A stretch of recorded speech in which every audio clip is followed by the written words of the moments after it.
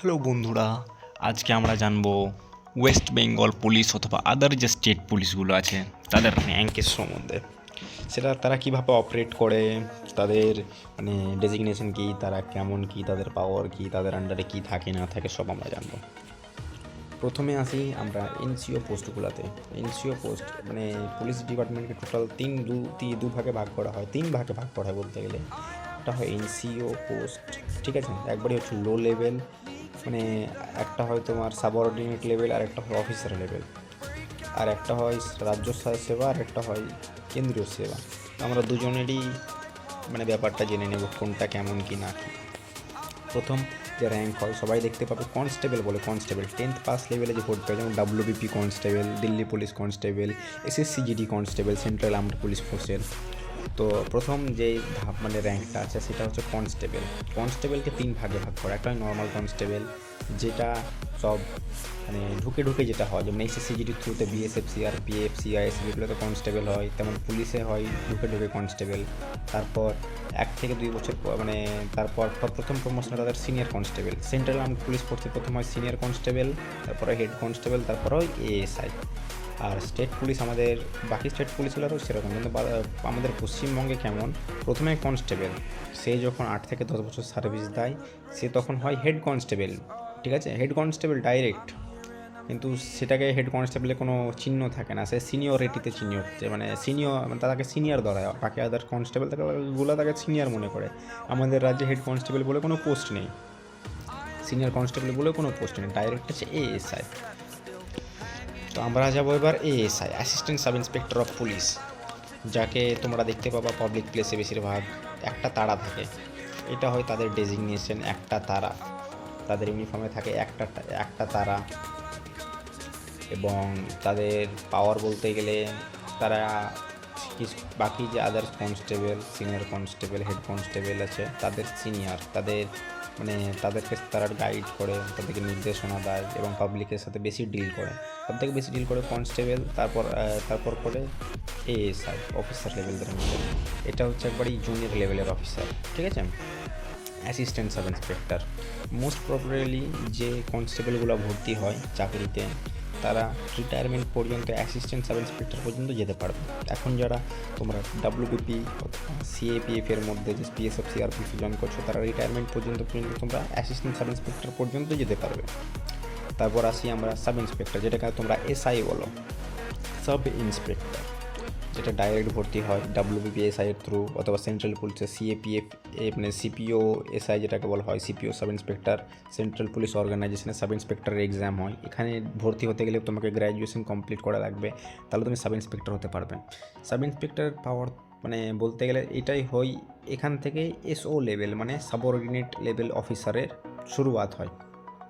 Sub inspector একটা ছোট যে আউটপোস্ট হয়, যেমন ফাঁড়ি, তোমরা গ্রামের এরিয়াতে শুনবে, গ্রামগঞ্জে শুনবে ফাঁড়ি বা আউটপোস্ট যেটাকে বলা হয় ইংরেজিতে, হিন্দিতে বলা হয় পুলিশ চকি।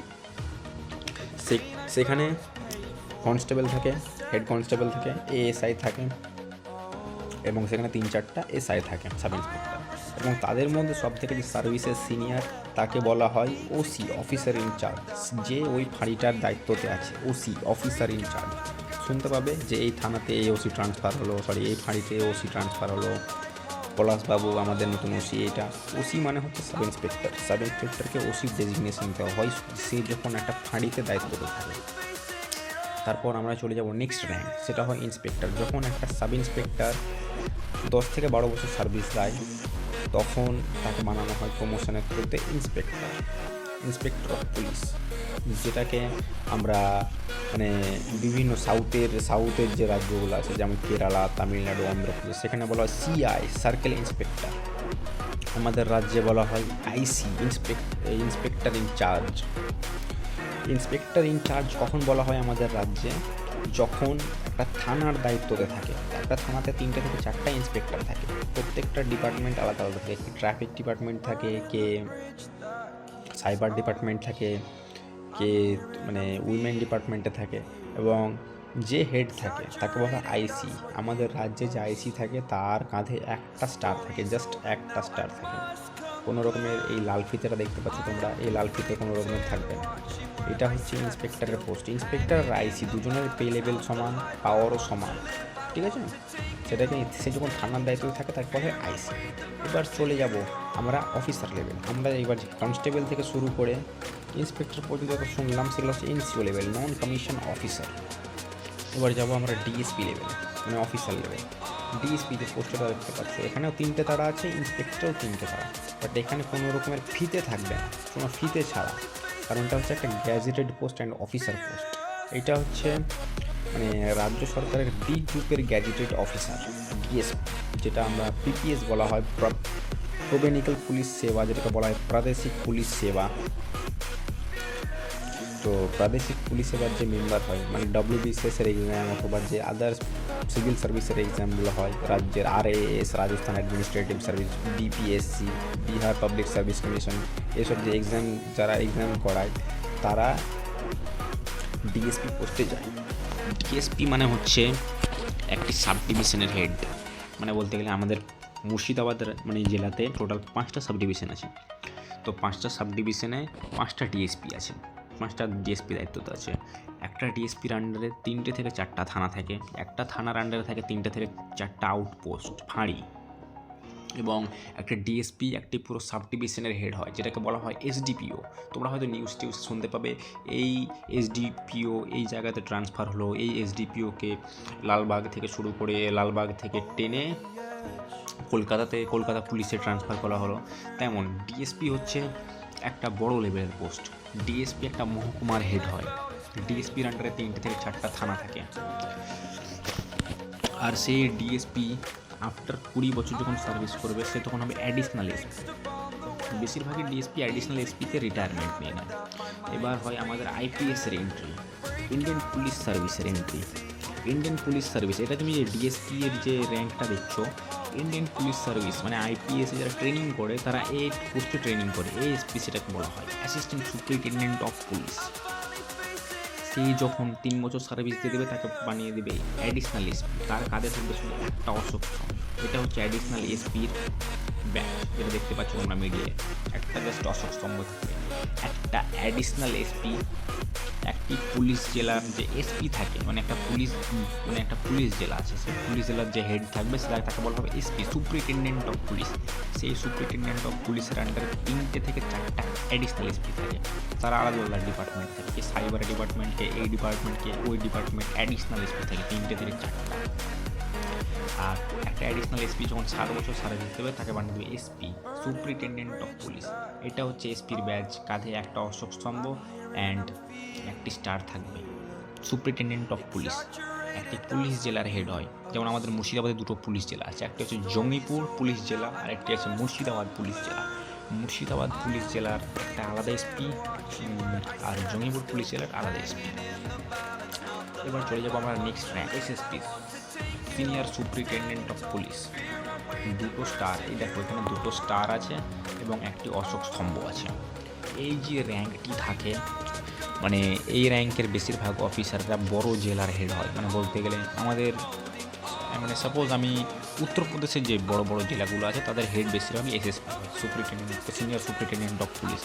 বড় জেলার যে পুলিশ জেলার হেড হয়, কমান্ড যে করে, তাকে বলা হয় ক্যাপ, তাকে হিন্দিতে কাপ্তানও বলে, পুলিশ কাপ্তান, আর ইংরেজিতে সেটাকে বলে সিনিয়র সুপারিনটেন্ডেন্ট অফ পুলিশ। এই র্যাঙ্কটা আর্মিতে কর্নেল র্যাঙ্কের সমান।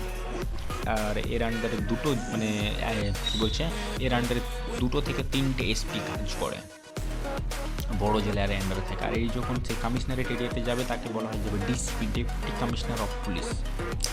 তারপর একটা আইপিএস অফিসার যখন আবার প্রমোশন পায় 6 থেকে 7 বছর পর, সে তখন হবে DIG, deputy inspector general of police, deputy inspector general of police. তার কাঁধে থাকবে 3টে তারা আর একটি অশোক স্তম্ভ। 3টে তারা একটি অশোক স্তম্ভ। একটা ডিআইজি একটা রেঞ্জকে কমান্ড করে, একটা রেঞ্জকে।